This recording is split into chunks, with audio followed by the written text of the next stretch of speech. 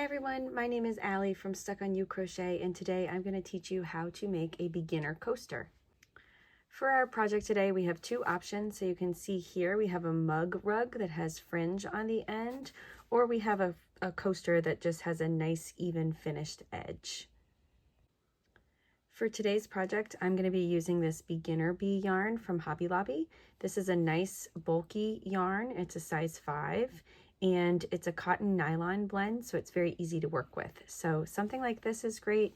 If you don't have this, then any cotton yarn is a good choice. And then you're also going to need a tapestry needle and a size 6mm or a J hook. So we're going to start by grabbing a strand of our yarn and we're going to lay it out flat. And the first thing we're going to do is create a slip knot. So if you haven't created a slip knot before, you're just going to draw up a loop, make a loop. You can see here's my yarn tail, and this side is working back towards my working yarn. It's going back towards my ball of yarn. So I've got this loop and I'm going to flip it over so that I have a little bit of a knot right here. And then with this piece that's going right across the center, I'm going to grab that piece and I'm going to pull the two ends tightly. And as I pull, it'll create a loop. So let me do that one more time. You can lay it out flat, create your loop. You can turn that loop over, or you can just go through and grab, but you want to go and grab your working yarn, and then you're going to tug on those ends, and that will give you a loop. Once you have your loop, then you can get your crochet hook, and you're going to put your hook right in the center of that loop. Now you can pull the ends apart, pull them in opposite directions, and it should make that loop slide to a tighter position on your hook. You don't want it to be so tight that you can't move it, so you can see here that I can easily slide it back and forth. So that's our first step, is to create that slip knot and get our hook ready to go with our yarn. All right, our next step is to create a chain. And to create a chain, we're just going to work a series of loops with our crochet hook. For this pattern that we're working today, we're going to start with 16 chains. So in order to make the chain, you've got your slip knot here, and I like to hold my hook with the base of the hook in my hand, and then I use my thumb to secure it and my pointer finger to kind of hold this yarn, this loop in place. On the other side, I've got the working yarn draped through my forefinger and my middle finger, and I have that go right across my 3 fingers, and then I'm going to use my forefinger to help guide that yarn.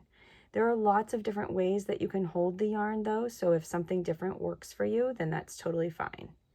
So to create a chain, we're going to take this working yarn, which is in my left hand, we're going to yarn over and then grab this knot, and as you grab the knot, you're going to turn the crochet hook down and pull that yarn through the loop. And you'll see now I've got one chain complete. And I've got one loop on my hook that's ready to go for the next chain. So again, I'll yarn over. I'm going to grab at the base here. I'm going to turn my hook down as I pull it through. And now I have 2 chains. So then I'll keep going. I've got 3 chains here. You can see that I'm switching this project that's being created, I'm switching it back and forth between my hands. So here I'm securing it with the right hand, then I'm yarning over, and as I pull through, I'm securing it with my left hand. And if you're left-handed, then this would just be reversed. You're going to work the same motion, but in a reverse fashion. So we want to get 16 total. I know I'm going a bit faster here, so if you need to pause this or slow it down, that's fine. And you can see my chains are all pretty much the same size. If you find that yours are very different sizes, or if they're very, very tight or they're very, very loose, that's okay. That's very normal when you're learning. You can pull it out and just try it again. The best way to get comfortable with your hook and yarn is just to keep practicing and pulling it out and starting over and pulling it out and starting over. And it's really good practice to get that tension to a nice even size. So as you can see here, I've got lots of chains, but how do we know how many we have? Well, if you look at the chains, the front of the chain feels flat, and then the back feels bumpy. So if you're looking at your chain, the front will be this flat side, and then the back will be a little bit bumpier. On the front side, you can see that we have V's that are created. Each of these V's is a chain. So if you're not sure how many chains you've worked, if you lost count or if you forgot to count, then you can count each of those V's as a chain. So I'll count here how many I have. I've got 15, so I'm going to need one more. So once you get to this point, make sure that you have 16, and then we'll work back across the chain with our single crochet stitch. Once you have your 16 chains, now we need to work back across the project. So when we work back across, we have 16 chains, but our last chain, you'll see, is where our yarn is coming out of. So this is our working yarn that we're working with. And since our working yarn is coming out of that last chain space, we can't go into that space. We need to go into the space next to it. So we have 16 chains, but we're going to work back across by starting in the second chain, and we're going to work 15 single crochet stitches across. So as I was saying before, each chain looks like a V. So here's my first one that I said that I can't go into. And then here's my second one. You'll see there's a hole that's in between it. So when I work back across, I'm going to work into that chain space. So I'm going to insert my hook into that space. I'm going to yarn over. I'll draw up a loop just through the first loop. And now you can see I've got 2 loops on my hook. Then I'm going to yarn over, and I'm going to pull through both of those loops. So this is a little bit different than what we were doing before, because we're inserting into the chain, yarning over, pulling through 1 loop, and then we're yarning over and pulling through 2 loops. And it's pretty common to forget to pull through 1 loop and then pull through 2 loops. So just make sure that you're doing both of those steps as you work back across. So I'll go into the next space. I'm going to yarn over, pull through 1 loop, yarn over, pull through 2 loops. And continue in that same fashion all the way across.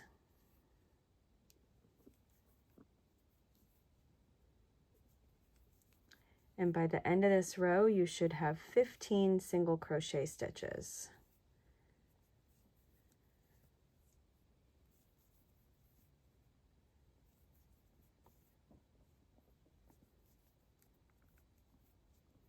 When you get to the last one, it can be a little tricky to find it because this knot is here. So if you need to go back and count to see how many you have, then you can come back to this side, and again, you'll see the V's. So here's our first one. So we've got 1, 2, 3, 4, 5, 6, 7, 8, 9, 10, 11, 12, 13, 14.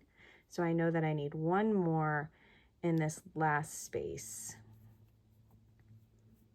And that gets me to 15. Once I get to the end of a row, I like to lay things flat just to stretch it out and make sure that it's looking how it's supposed to be looking. So if you get to the end of your row, then you can lay it flat so that you can get back to a nice starting base before we turn our project over.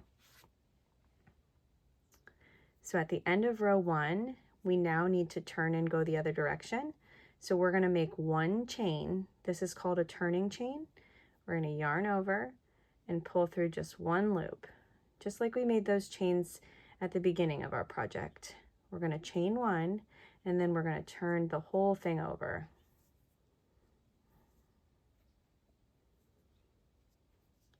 Now in row 2, we're going to work with single crochet stitches again, But the difference is that we're going to be working into single crochet stitches instead of into chain spaces. So as I was mentioning, we have those V's. You can see, if you look at the top, you can see the two legs of the V. When we work back across, we're going to work into the stitch spaces, and it should be underneath both legs of that V. So here's my first space. You can see the V, and I'm going to work under both of those. It's very common for people to think that they should only work under one, either the front side or under the back side, but you want to make sure that you're going under both of them. So for our first stitch in row 2, we're going to go into this stitch space, which is under both of those legs, yarn over and pull through one time, and then we'll yarn over and pull through both of those loops. So it's still the same motion, it's just a little bit different because we're working into that single crochet stitch. So I've gone into my stitch space, yarn over, pull up one loop, and I'm going to yarn over and pull through 2. And continue that all the way across the project.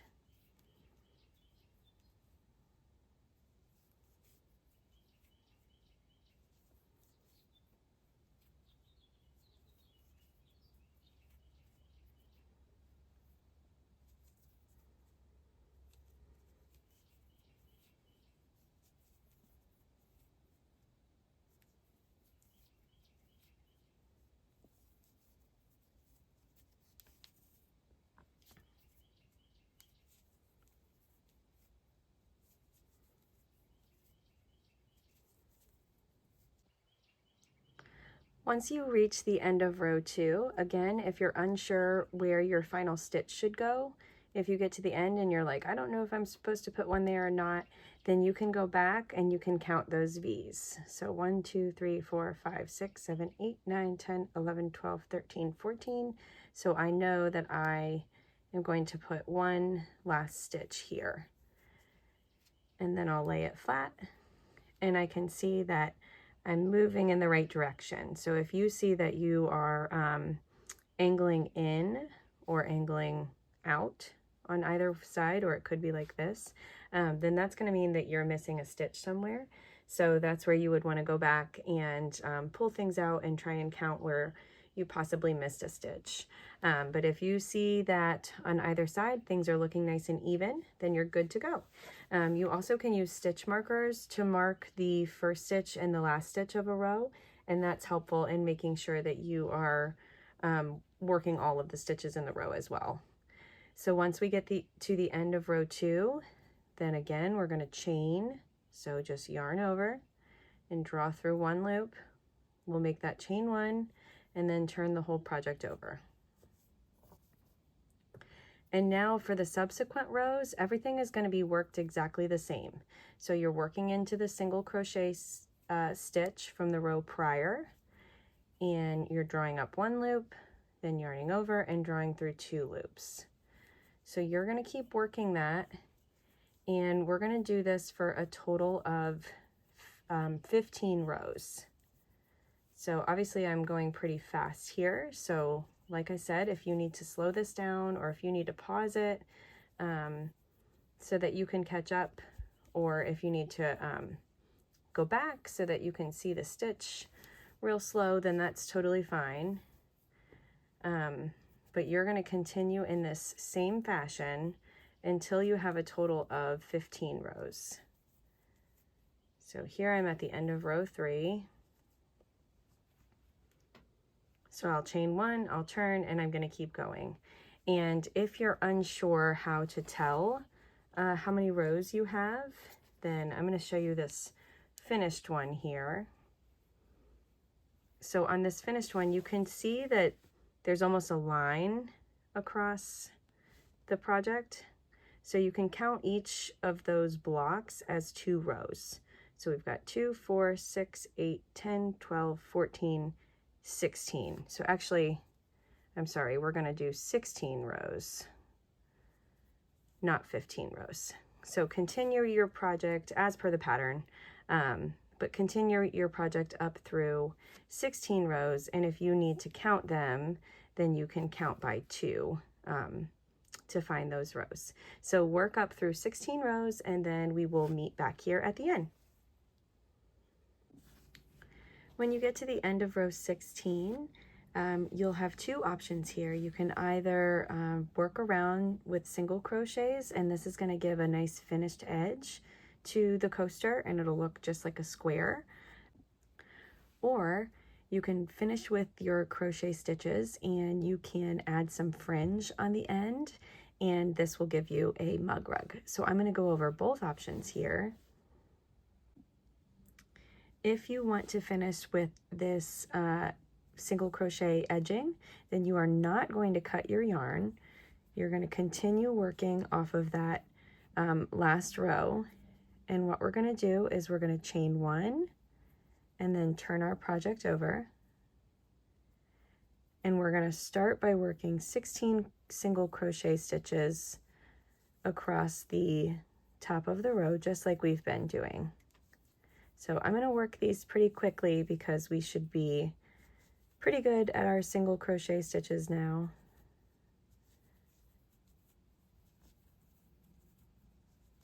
But you'll work right across the top in that nice even fashion. And then when we get over into our last stitch, we should have 16 single crochet stitches there. And now we need to turn, and we want to go down along this side of the coaster. So in order to do that, in order to turn, we're going to work a second single crochet stitch into this last space. So let me grab my needle here. So you can see I went into this last stitch space, and now I'm going to work another single crochet stitch into that same space. And as you can see, that just helps so that I can turn my project so that now I can work down this side. Working along this side is a little trickier because you're still going to work single crochet stitches, but you need to create your own spaces for them. So you can kind of see where there are holes, and the goal is to have a total of 16 single crochet stitches along the side. So we've already done 1. So now you're going to find those holes where you can place your single crochet stitches. And you want to try and get them evenly spaced.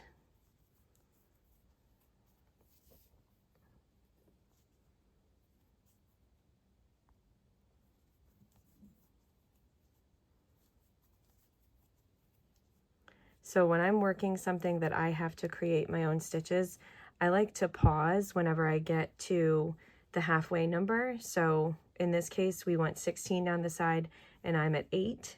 So I like to pause and make sure that I'm about halfway. So if you get to 8 stitches and you're very close up here, then you're going to want to pull them out and you want to spread them out a little bit more. But I'm just going right into the side of these rows.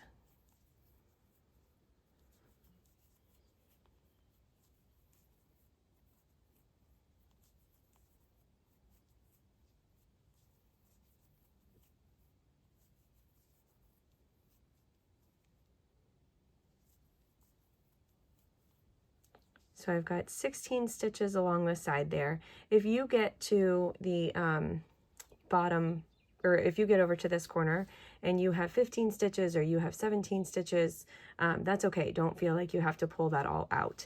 You don't want to have too many more or too many less, but if you're pretty close and you just need 1 extra stitch or 1 fewer stitch, then that's okay. That's not going to be a big deal. So now that we're at this corner, just like we did before, we're going to work a second single crochet stitch into that same space, and that's going to help us to turn. And now we're going to work along the bottom edge of our coaster. This will feel a little bit trickier because we're working into what was that original chain. So you're still making the same motion and you're still working into those spaces. It just might feel a little bit different. because you're working into a chain rather than working into single crochet stitches. But just like we've done on all the other sides, our goal is to get 16 single crochet stitches across here.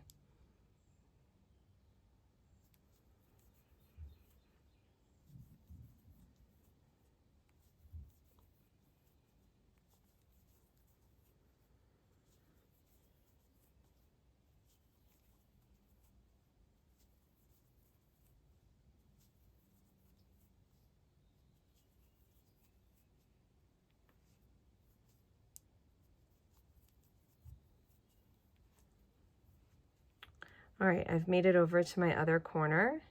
And so like I've done with the 2 prior corners, I'm going to work a second single crochet stitch into this space, and that will help me turn so that I can work up along this last side. The last side will be just like we did over here, where you have to create your own spaces. So just in between each of these rows, look for that hole or that space where you can create a single crochet stitch.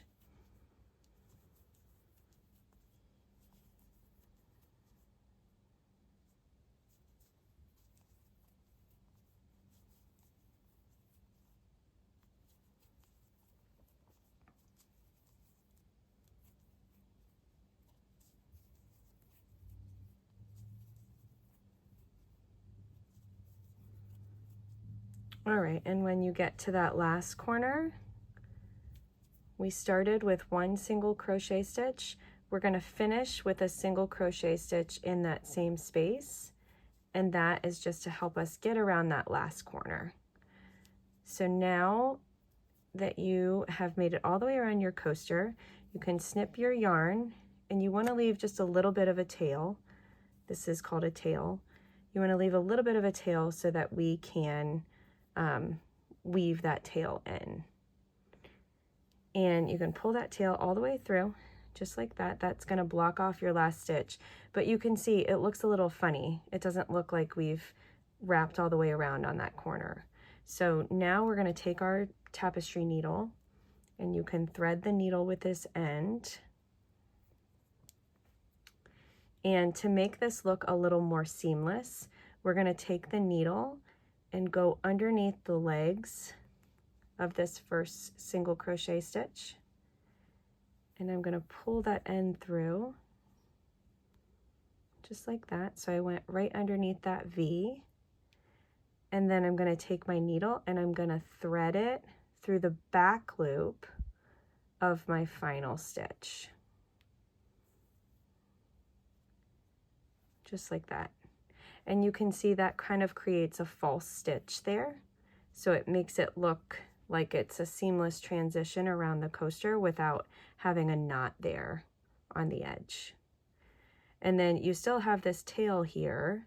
So what you want to do with the tail is you can turn the project over and weave the tail in through some of the stitches. And then you can go back and forth like maybe 3 or 4 times, just to make sure that that end is nice and secure in there. And you could go down and up, or you could go side to side. It doesn't really matter, but working through those stitches, just make sure that this end is nice and tight and secure. Once you have that secured, then you can take your scissors and you can snip that end. I'm not going to snip mine just yet. But then you can do the same thing with this tail that we had at the beginning. You can weave that through a few rows, a few stitches, and then once you feel like it's nice and secure, then you can snip that and take it out. So if you are making the coaster with the single crochet stitches around the edge, then you are finished. And you should have enough, if you were in one of the classes, you should have enough yarn included in your kit that you can make a few of these. So feel free to make another, and you can compare your tension in the first versus the second, and see how you did. If you are working the mug rug and you're going to add some fringe to the sides of your coaster, then when you get to the end of row 16, you're going to snip your yarn, and then on this last, we finished our last stitch, so we have one loop that's still here on our hook. You're going to yarn over and pull that loop through, but then you can see we've snipped our yarn. We're going to pull it all the way through and tighten it, and that will lock off our project. It will create a little bit of a knot there. So once you've knotted off the end, then you want to take your tapestry needle and you can thread that needle, and then take this end and weave it back and forth a few times through the stitches of the rows.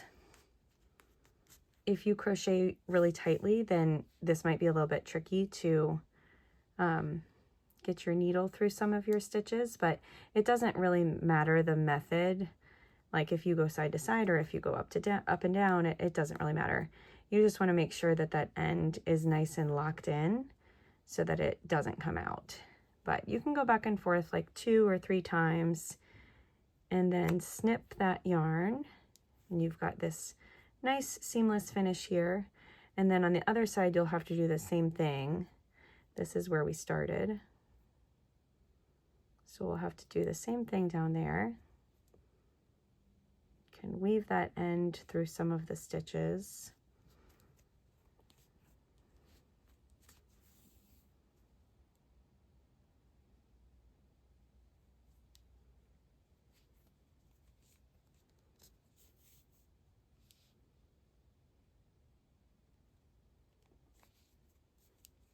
And then once you feel like it's nice and secure in there, then you can snip real close to the project and you've got your coaster.